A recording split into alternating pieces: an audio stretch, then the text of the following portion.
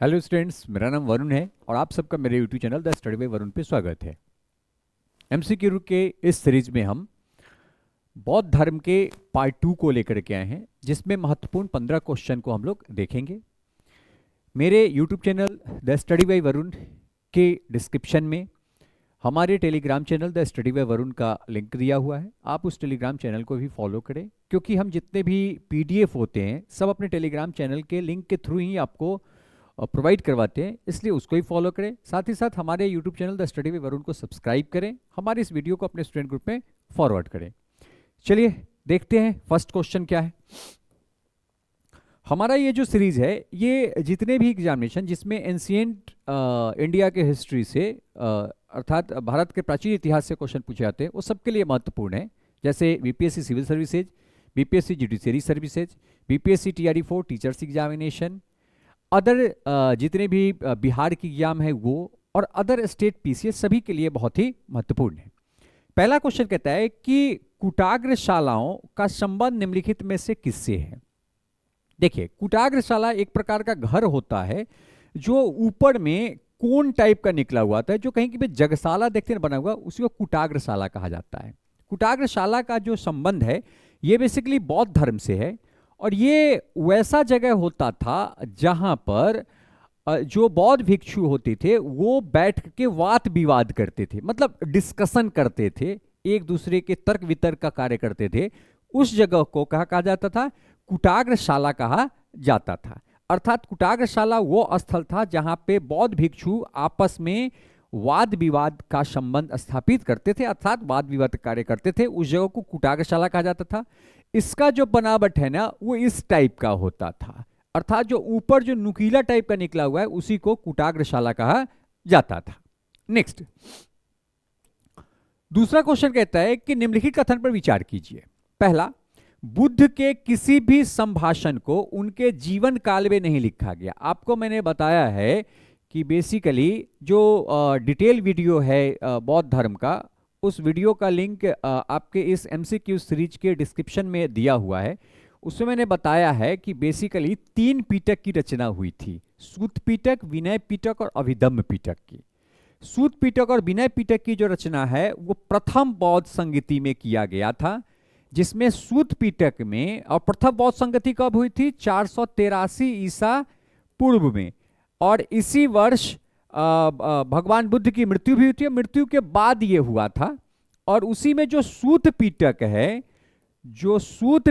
है, इसी सूत पिटक में भगवान बुद्ध के जितने भी प्रवचन थे उनका संकलन किया गया है, अर्थात उनके जीवन काल में संकलन किया नहीं गया है। वो मौखिक रूप से अपना जो कंसेप्ट है, अपनी जो प्रिंसिपल है उसको देते थे, अर्थात ये पहला ऑप्शन क्या है, सही है। दूसरा, दीपवंश तथा महावंश, ये दो शंकाएं हैं जिसकी रचना श्रीलंका में है 100%। ये अशोक के कार्यकाल में जब बौद्ध धर्म का प्रचार प्रसार किया गया श्रीलंका वगैरह में, तो वहां पर दीपवंश और महावंश दो पुस्तक की रचना की गई, अर्थात इसमें दोनों का दोनों क्या है, सही है। नेक्स्ट, अगला क्वेश्चन कहता है कि निम्नलिखित कथन पर विचार कीजिए। नेक्स्ट, आनंद के कहने पर बुद्ध ने महिलाओं को संघ में प्रवेश करने की अनुमति दी। हाँ, ये अनुमति कहाँ दिया था, ये अनुमति दिया था वैशाली में।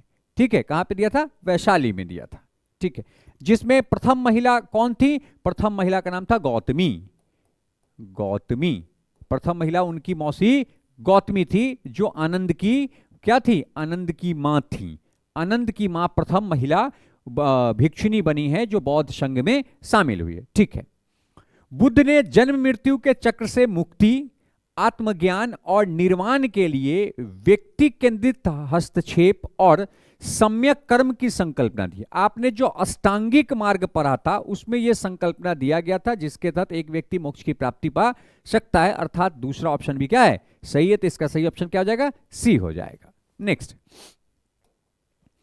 अगला क्वेश्चन कहता है कि निम्नलिखित बौद्ध धर्म के त्रिपिटकों के संदर्भ में निम्नलिखित युगों पर विचार कीजिए। देखिए, मैंने बताया था ना कि विनय पिटक में नियम है, सूत पिटक में उनके द्वारा भगवान बुद्ध के द्वारा दिए गए प्रवचन है, और अभिधम्म पिटक में दर्शन शास्त्र जो है, बौद्ध धर्म के दर्शन शास्त्र, उसको नोट किया गया है।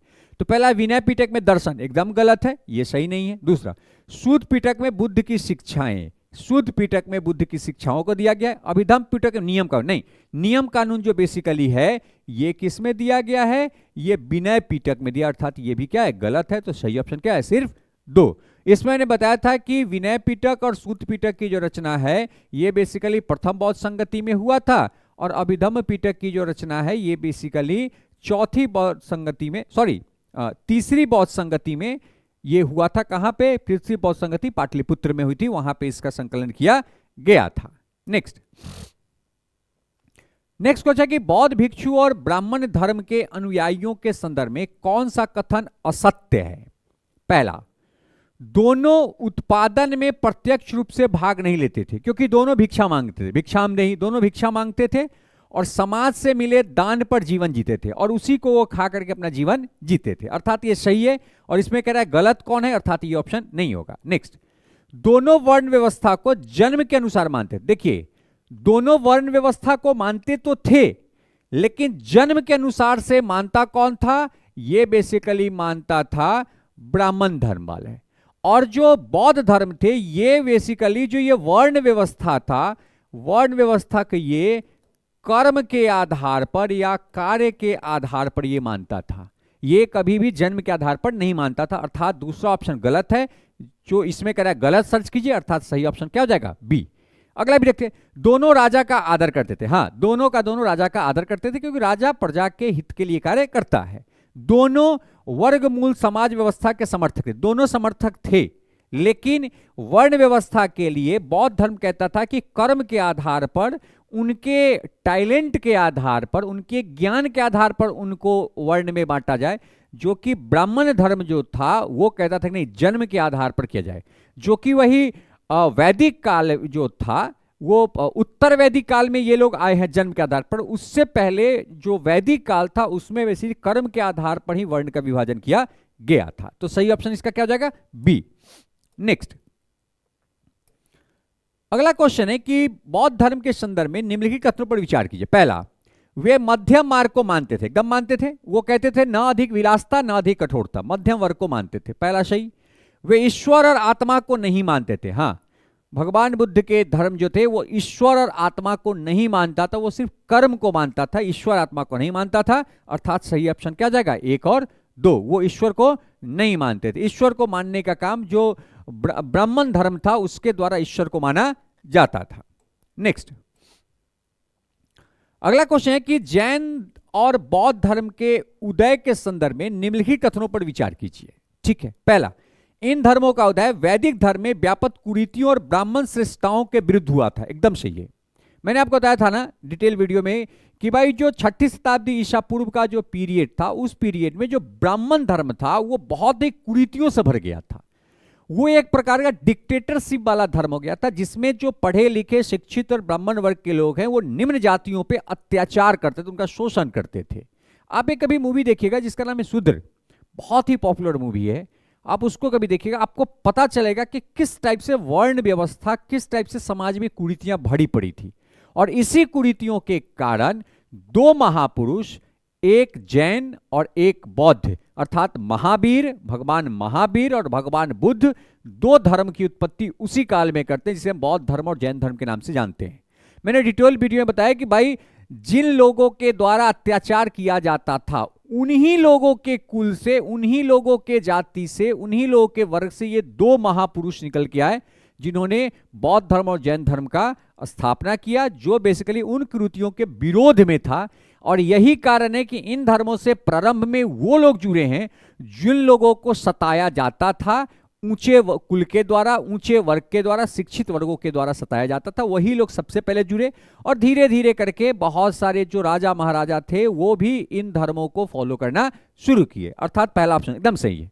दूसरा, इन धर्मों के उद्भव का आर्थिक कारण नई कृषि मूल अर्थव्यवस्था का विस्तार है। देखिए, नई कृषि जब मूल व्यवस्था का विस्तार का जो प्रारंभिक दौर है वो है कि जब मॉनसून अच्छा आया तो गंगा के तटवर्ती जो क्षेत्र था पूरा का पूरा, जो आप कह सकते हैं मगध का क्षेत्र, लिच्छवी का जो पूरा क्षेत्र था, इन क्षेत्रों में वन बहुत अधिक उपजे। वन उपजा तो वन को काटने के लिए लोहा का उपयोग किया गया, वन कटाई की गई, वन कटाई करके लोहा का हल से जुताई का कार्य किया गया। अब जुताई के लिए क्या चाहिए? पशु। तो इसी समय पशु हत्या को लोगों ने कम किया, अर्थात अहिंसा के कंसेप्ट को लेकर के आया, हिंसा कंसेप्ट को छोड़ करके आया। और आपको पता है कि जैन धर्म और बौद्ध धर्म दोनों अहिंसा को फॉलो करते हैं, हिंसा को फॉलो नहीं करता है। अर्थात जो इन धर्मों का उद्भव का आर्थिक कारण नई कृषि मूल अर्थव्यवस्था का विस्तार भी था। अर्थात ये भी ऑप्शन क्या है? सही है। इसलिए आप देखिएगा इन दोनों में कृषक क्षेत्र में इन धर्मों का प्रचार प्रसार सर्वाधिक हुआ है, अर्थात इसका सही ऑप्शन क्या हो जाएगा? सी। नेक्स्ट, अगला क्वेश्चन कहता है कि राजगिरी, वैशाली, पाटलिपुत्र निम्नलिखित में से कौन एक समानता है? देखिए, राजगिरी में 483 ईसा पूर्व में प्रथम बौद्ध संगति हुई है, वैशाली में 383 ईसा पूर्व में द्वितीय बौद्ध संगति हुई है, और 250 ईसा पूर्व में तीसरी बौद्ध संगति, थर्ड बौद्ध संगति पाटलिपुत्र में हुई है। ठीक है, तो तीनों बौद्ध संगति हुआ है इन तीन जगहों पर, अर्थात इन तीनों जगह पर बौद्ध संगति हुआ है। थोड़ा सा तीनों बौद्ध संगति का हम थोड़ा सा डिटेल देख लेते हैं। तो प्रथम जो बौद्ध संगति है वो 483 ईसा पूर्व में हुआ है। कहां पर? राजगिरी के सप्तपर्णी गुफा में हुआ है। जिस समय शासक कौन थे मगध के? अजातशत्रु थे। और इस प्रथम जो बौद्ध संगति थी इसकी अध्यक्षता महाकश्यप के द्वारा किया गया था, जो बेसिकली महायान शाखा के ये प्रवर्तक है, महायान शाखा के जन्मदाता है। दूसरी बौद्ध संगति 100 वर्ष के बाद 383 ईसा पूर्व में हुई है। कहां पर हुआ है? वैशाली में हुआ है। वैशाली में किस शासक के कार्यकाल में हुआ है? तो कालाशोक के शासक काल में हुआ है। और इस समय उस जो बौद्ध संगति हुई थी उसकी अध्यक्षता किसके द्वारा की गई थी? तो सबकामी के द्वारा किया गया था, जो बेसिकली हीनयान संप्रदाय या आप कह सकते हैं रूढ़िवादी संप्रदाय के ये फॉलोअर थे। तीसरी बौद्ध संगति 250 ईसा पूर्व में पाटलिपुत्र में किया गया। जिस समय शासक कौन थे? तो मौर्य शासक अशोक थे। और इस बौद्ध संगति का जो अध्यक्षता है वो मोगलीपुत्तिस के द्वारा किया गया है। चौथा बौद्ध संगति 100 ईसा पूर्व के लगभग हुआ है, 100 या 102 ईसा पूर्व के लगभग हुआ है। और इस समय शासक कनिष्क थे, और ये बेसिकली कश्मीर के कुंडल वन में हुआ था। और इसमें अध्यक्ष बने थे वसुमित्र और उपाध्यक्ष अश्वघोष थे। उपाध्यक्ष कौन थे? अश्वघोष थे, जो कनिष्क के राज कवि भी थे, राज दरबारी कवि भी थे। तो ये 4 बौद्ध संगति हुई है। प्रथम बौद्ध संगति राजगीर, दूसरा वैशाली, तीसरा पाटलिपुत्र, चौथा कश्मीर। प्रथम के समय शासक कौन थे? अजातशत्रु। द्वितीय के समय कालाशोक, तृतीय के समय अशोक, और चतुर्थ के समय कनिष्क। प्रथम कब हुआ है? 483 ईसा पूर्व में, द्वितीय 383, तृतीय 250, और जो चतुर्थ है उसका जो वर्ष है वो थोड़ा सा वो डाउट है, 100 भी है और 102 भी। तो कहा जाता है कि 100-102 के बीच में वो हुई थी। प्रथम का जो अध्यक्षता कौन क्या था? महाकश्यप। दूसरे का अध्यक्षता सबकामी, तीसरे का अध्यक्षता मोगलीपुत्तिस, चतुर्थ का अध्यक्षता वसुमित्र। चतुर्थ में एक उपाध्यक्ष भी थे, जो कौन थे? अश्वघोष थे, जो कनिष्क के राजकवि भी थे। नेक्स्ट, 9वां क्वेश्चन कहता है कि बुद्ध की जीवनी की रचना बौद्ध साहित्य में विशेष स्थान रखी गई, निम्नलिखित में से कौन सी एक बुद्ध की पूर्ण जीवन रचना? देखिए, ललित विस्तार जो बौद्ध ग्रंथ है, मैं पहले भी बताया हूं, पार्ट 1 में बताया हूं कि ललित विस्तार एक बौद्ध ग्रंथ है जिसमें स्क्रिप्ट की रचना भी हुई थी, अर्थात प्रथम बार स्क्रिप्ट का उपयोग किया गया था। और इसी ललित विस्तार में भगवान बुद्ध के टोटल जीवन काल का संकलन किया गया है। अर्थात कह सकते हैं कि भगवान बुद्ध के जो पूर्ण जीवन काल बायोग्राफी का जो कंसेप्ट दिया गया है वो ललित विस्तार में लिखा गया है, जो पहली बार लिखी गई एक ग्रंथ है। नेक्स्ट, थोड़ा सा इसमें देख लेते हैं कौन कौन सा और है इसमें। जैसे एक है सरिपुत्र प्रकरण, मिलिंद पन्हो और अबदान शतक। देखिए, बेसिकली जो है ये मिलिंद पिलहो का संबंध है बौद्ध भिक्षु नागसेन और राजा मिनांडर के बीच जो संवाद हो रहा है, ये जो बौद्ध भिक्षु जो नागसेन है और राजा मिनांडर को उपदेश दे रहे हैं, उसका जो संकलन है मिलिंद पन्हो में हुआ है। सरिपुत्र प्रकरण बेसिकली गौतम बुद्ध के एक प्रमुख शिष्य सरिपुत्र के विषय में इसमें लिखा गया है। और तीसरा जो था उसका नाम था अवदान शतक। ये बौद्ध धर्म से संबंधित एक शौच चरित्र संबंधित एक कहानी है, अर्थात सबका संबंध बौद्ध धर्म से है। लेकिन ये जो ललित विस्तार है ये एक ऐसा ग्रंथ है जिसमें बुद्ध के पूरे जीवन के बारे में लिखा गया है। नेक्स्ट, अगला क्वेश्चन है कि बौद्ध धर्म के साहित्य के संदर्भ में निम्नलिखित कथन पर विचार कीजिए। इस धर्म के आरंभिक पाली साहित्य के 3 कोटि में बांटा गया है। पाली साहित्य को 3 कोटि में बांटा गया है, बुद्ध, धम्म और संघ। बुद्ध में ज्ञान है, धम्म में बुद्ध, धम्म और संघ। बेसिकली ये बुद्ध में जो है वो ज्ञान की बात की गई है, धम्म में जो है वो बेसिकली उनका आप कह सकते हैं फिलॉसफी है, और बुद्ध, धम्म और संघ, संघ में नियम कानून का संकलन किया गया है। तो समझ आइए बुद्ध में क्या किया गया है, तो बुद्ध में बेसिकली उनके उपदेश को रखा गया है, धम्म में बेसिकली क्या रखा गया है, तो धम्म में उनके जो दर्शन शास्त्र है उसको रखा गया है, और बौद्ध धर्म और संघ में बेसिकली संघ के नियम को रखा गया है। तो 3 जो है पाली साहित्य के रूप में संकलित किया गया था, पहला ऑप्शन सही है। दूसरा, इस धर्म की तीसरी कोटि धम्म है जिसमें वचन और उपदेश है। नहीं, धम्म में बेसिकली जो दर्शन शास्त्र है, दर्शन की बात की गई है, इसमें वचन और उपदेश की बात किया गया नहीं है। वचन और उपदेश का जो बात है ये बेसिकली आपके बुद्ध में, बौद्ध जो है उसमें किया गया है, अर्थात ये दूसरा ऑप्शन क्या है, गलत है। तो सही ऑप्शन क्या जाएगा, सिर्फ 1। थोड़ा डिटेल देखते हैं कि बौद्ध धर्म के आरंभिक पाली साहित्य के 3 कोटि बांटा गया है, जिसे हम कहते हैं बुद्ध, धम्म और संघ। बौद्ध साहित्य की तीसरी कोटि धम्म में दर्शन शास्त्र की विवेचना की गई है। उल्लेखनीय है कि प्रथम कोटि बुद्ध के वचन उपदेश हैं, दूसरी कोटि में संघ के सदस्यों का पालनीय नियम है। संघ में क्या है, इसमें नियम के बारे में उल्लेख किया गया है। बुद्ध में क्या है, प्रवचन का उल्लेख किया गया है, और धम्म में बेसिकली दर्शन शास्त्र का उल्लेख किया गया है। पीटक में भी सेम वही कंसेप्ट है, 3 पीटक है, विनय पीटक, सूत पीटक और अभिधम्म पीटक।